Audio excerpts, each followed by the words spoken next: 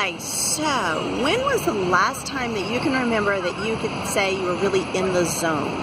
You know what I mean, that place where you're so focused on something, you're so interested, you're so engaged in it, that time just slips by, and next thing you know, it's like a couple hours later, and you're like, whoa, what just happened?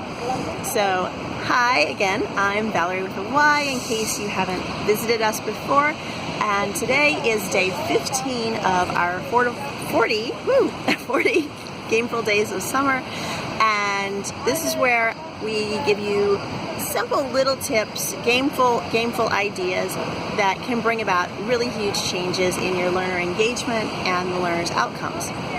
So, returning to the idea of being in the zone, today I thought maybe we could talk a little bit about the flow theory, and maybe you've heard about it, maybe you haven't.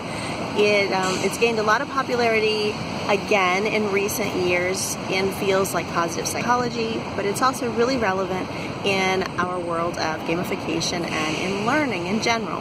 And I'm oversimplifying things for now, but I encourage you to dig into it deeper if this is something that sort of catches your attention. And basically what we focus on is to be in what I called in the zone, or to be in that flow state, as the theory calls it, things need to happen.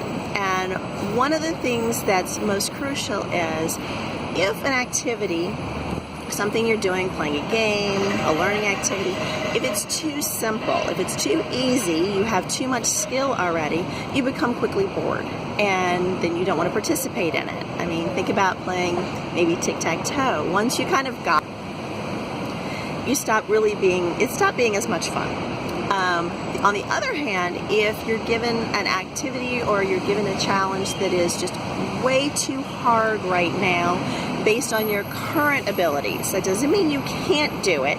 It just means maybe you're not quite ready for it. You need some additional resources. You need to learn something else before you tackle that challenge.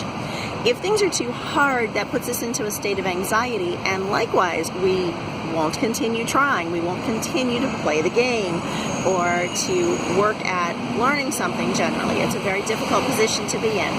So optimally, we want to have the challenges and your abilities go into this sort of stair-step process. And in learning, we talk about scaffolding and things like that.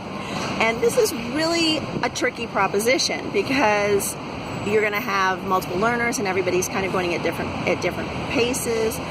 But you want to, as much as possible, you want to increase those difficulty levels